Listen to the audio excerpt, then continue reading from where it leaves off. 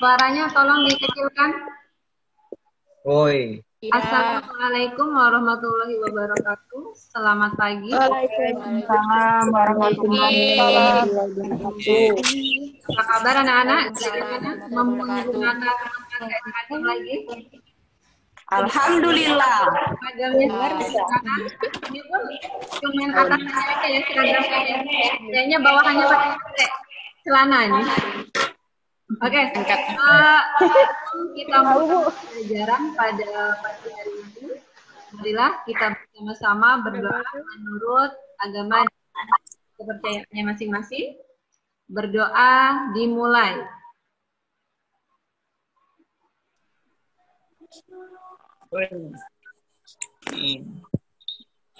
Doa selesai. Oke. Sebelum kita mulai belajar pada hari ini, kita ingat-ingat lagi pembelajaran yang sebelumnya. Masih ingat tentang apa? Angkat tangan. Tentang kewilayahan, wilayah formal dan wilayah fungsional ya. Untuk kewilayahan formal itu adalah kewilayahan yang bagaimana? Berdasarkan kesamaan ya. Kesamaan. Biasanya berdasarkan kondisi fisik atau alamnya, bisa iklimnya, kemudian berdasarkan iklim, bisa berdasarkan kondisi batuannya ya. Bisa itu tadi ya. Untuk yang formal dia cenderung tetap. Tapi kalau yang fungsional, kewilayahan fungsional, kewilayahan sendiri adalah pembagian. Jadi ada peta, ada wilayah, kemudian dibagi-bagi berdasarkan kriteria tertentu. Nah, kalau fungsional, ini adanya interaksi antara wilayah yang satu dengan wilayah yang lain. Misalnya antara kota dan desa ya.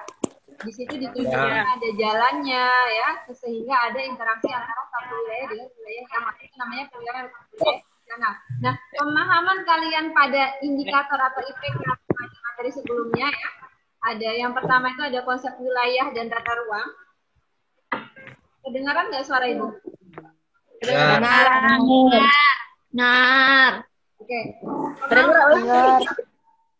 Dengar. Kedengar. Kemudian ada apa sebelumnya konsep wilayah dan tata ruang. Nah, itu penting untuk memahami materi pada hari ini ya. Pada hari ini kita akan membahas tentang pembangunan dan pertumbuhan wilayah. Jadi pembangunan dan pertumbuhan wilayah ini berkaitan dengan pembagian wilayah baik formal maupun fungsional. Udah siap ya? Kita mulai. Mau share screen dulu. Ibu masih jadi host ya? Oke, kelihatan nggak ininya? Kelihatan. Kelihatan ya. Apa tuh, Bu? Jadi materi kita hari ini adalah tentang ya memahami pembangunan ya. Lanjut. Tujuan. Dulu. Nah, tujuannya adalah memahami pembangunan dan pertumbuhan wilayah. Materi kita tentang pembangunan dan pertumbuhan wilayah. Sekarang Ibu lihat seperti ini.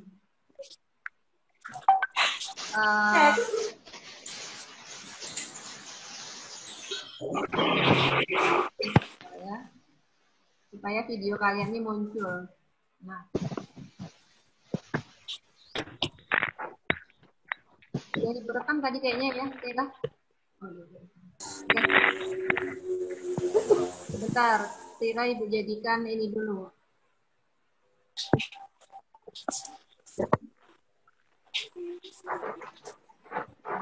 Jadi pas ya, Tila ya.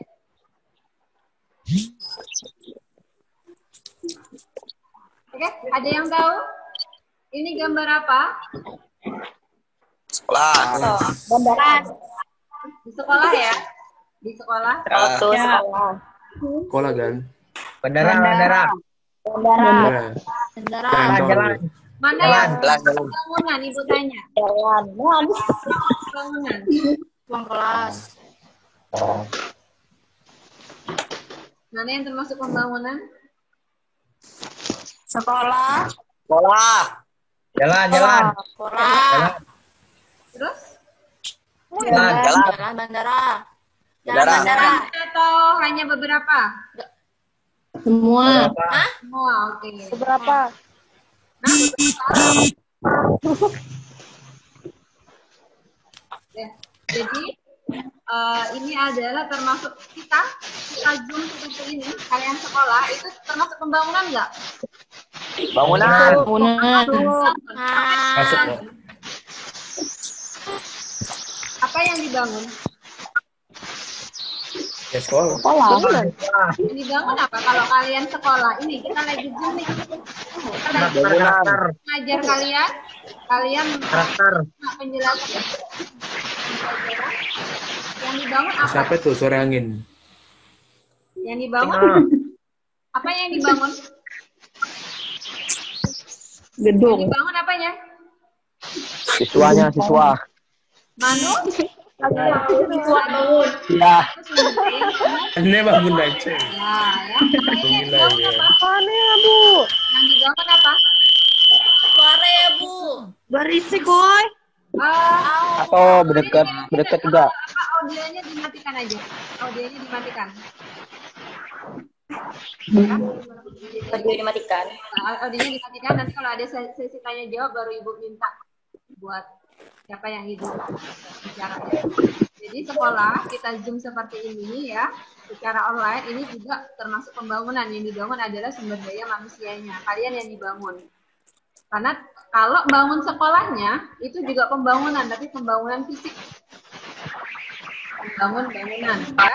Selain pembangunan fisik, membangun sekolah, membangun jalan, ya, membangun bandara. Tapi kalau tidak ada yang mengelola, maka pembangunan fisik ini tidak ada nyawanya. Maksudnya di sini dia tidak akan bisa berjalan. Ada sekolah, kalau tidak ada siswa, maka sekolah itu tidak akan berfungsi, bangunannya tidak akan berfungsi ya, dia akan terbengkalai. Maka supaya bangunan sekolah itu bisa berfungsi, seperti sekarang ini, walaupun bangunan sekolahnya tidak digunakan, tapi kita masih bisa melakukan pembelajaran lewat Zoom. Nah, itu juga termasuk pembangunan sumber daya manusianya. Bandara juga sama. Kalau ada bandara tapi tidak ada pegawai, tidak ada penumpang, maka bandara itu tidak akan berfungsi. Jadi dalam pembangunan ada dua aspek yang dibangun. Pembangunan fisik, sarana prasarananya, dan pembangunan manusianya untuk menjadi pembangunan fisik. Ini juga jalan sama. Kalau bangun jalan tapi tidak dilalui, tidak dimanfaatkan oleh manusia, ya percuma pembangunan jalan tersebut, pembangunan transportasi tersebut, ya. Sehingga dalam pembangunan itu harus ada dua, manusianya dan sarana prasarana. Sampai sini paham ya? Paham. Dan sekarang Ibu tanya nih, mengapa pembangunan dan pertumbuhan wilayah itu penting? Ada yang tahu? Yang bisa angkat tangan, nanti Ibu minta buat ini, satu orang. Lihatin, kira yang angkat tangan ya. Yang bisa angkat tangan, bisa di-chat, angkat tangannya bisa di-chat. Bisa raise your hand. Di chat bisa, yang bisa. Ada yang bisa?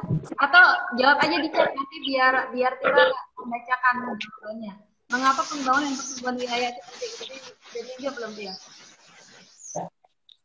Oke, ini kan running udah mau habis waktunya ya, Nak. Nanti silakan bergabung lagi karena 40 menit mati, 40 menit mati. Nanti bergabung lagi ya. Ya. Nanti kalau misalnya tiba-tiba mati. Ya. Ada yang bisa? Mengapa pembangunan dan pertumbuhan wilayah penting? Ada yang bisa? Angkat tangan, raise your hand. Shirley mau jawab? Enggak, Bu. Jadi pembangunan ada pembangunan fisik dan ada pembangunan non fisik. Pembangunan fisik, pembangunan jalan, pembangunan bandara, pembangunan gedung, kemudian pembangunan jembatan. Sedangkan pembangunan non fisik itu pembangunan manusianya. Bagaimana manusianya supaya bisa bekerja benar, supaya belajar dengan benar, supaya bisa kuliah dengan benar, itu pembangunan manusianya atau pembangunan non fisik. Nah, mengapa pembangunan wilayah itu? Belum kita lanjut membahas lebih lanjut. Mengapa sih pembangunan kayak pendidikan tadi penting, pembangunan bandara tadi penting, pembangunan jalan tadi penting? Atau apa alasannya? Ada yang bisa jawab? Pakai logika coba, pakai logika. Kenapa sih membangun sekolah dan kalian sekolah itu penting, kalian kuliah itu penting? Kenapa membangun bandara itu penting? Pentingnya jalan itu penting. Ada yang bisa jawab? Coba di-chat, bisa di-chat kalau nggak bisa bicara, bisa di-chat.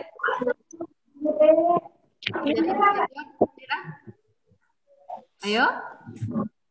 Sekolah penting, kuliah penting, bandara penting, jalan penting. Atau nggak perlu ada bandara, nggak perlu ada sekolah, nggak perlu ada jalan? Perlu. Apa beda? Iya, kenapa perlu? Kenapa penting? Karena kita dapat mengendalikan. Karena supaya dapat mengendalikan pertumbuhan penduduk dan kualitas sumber daya manusia. No, Google, Cek. Apa katanya? Asli. Tadi ulangi lagi, Nak. Supaya dapat mengendalikan pertumbuhan penduduk dan kualitas sumber daya manusia. Ada lagi yang lain? Oke, kita terima. Ada lagi yang lain? Hah? Chat, ini ada nggak? Oke. Ada lagi yang lain? Bella. Evi? Siapa ini? Siapa? Ardi, coba Ardi. Mana Ardi?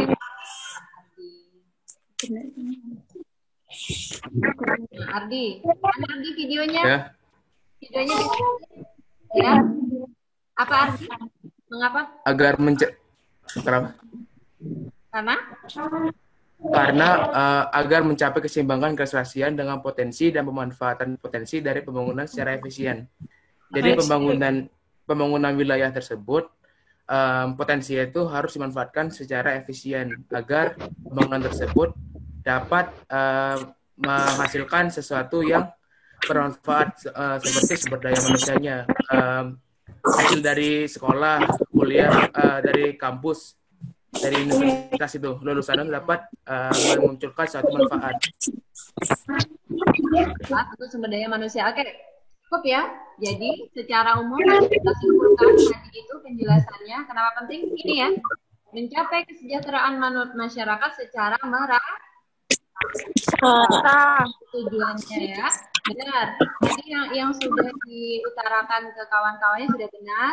Nah, untuk mencapai itu semua itu pada akhirnya ini kesejahteraan secara merata. Kenapa? Karena untuk menjadi dokter kalian harus belajar dulu. Untuk menjadi seorang teknik kalian harus belajar dulu. Untuk menjadi ilmuwan kalian harus belajar dulu dari tingkat dasar.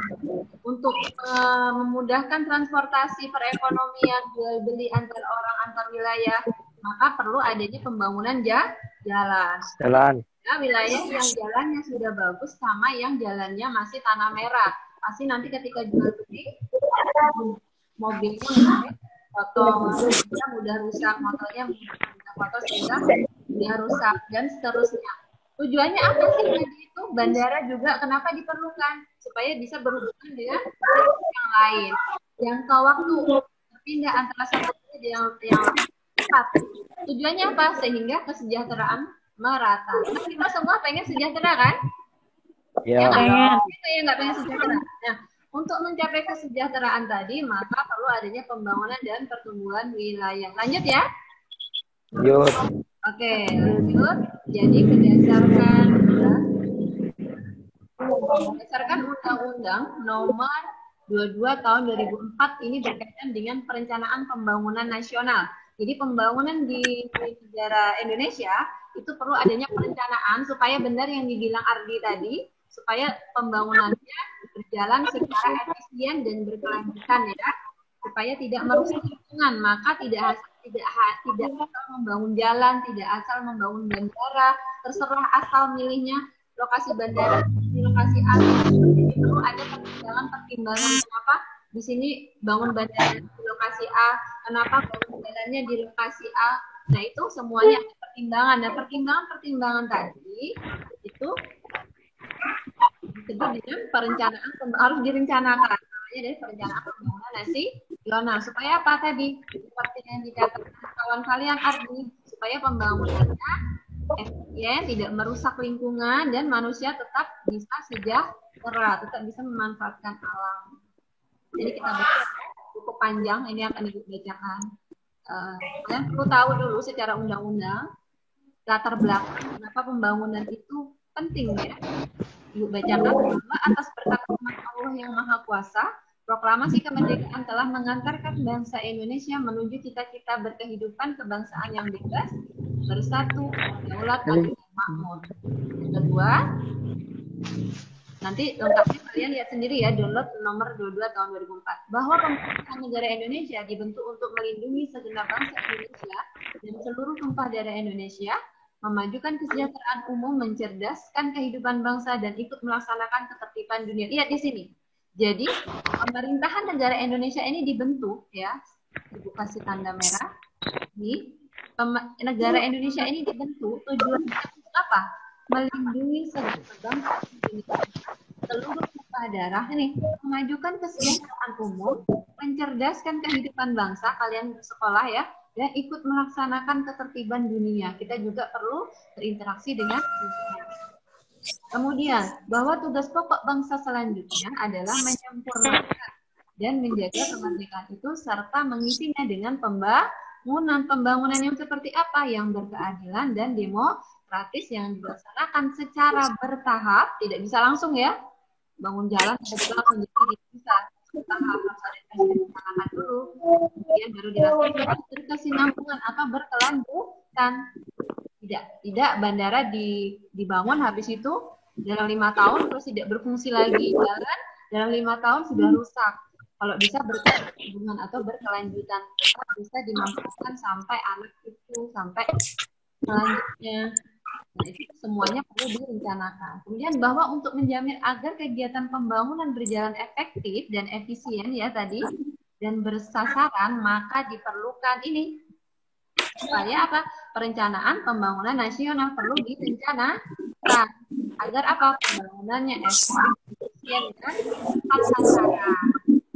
Ya, misalnya yang sudah mampu kok masih dibantu, atau yang sudah masih dibangun jalannya. Tentunya wilayah-wilayah yang belum akses jalannya masih kurang bagus, itu yang perlu fokus untuk pembangunan jalan dan sebagainya.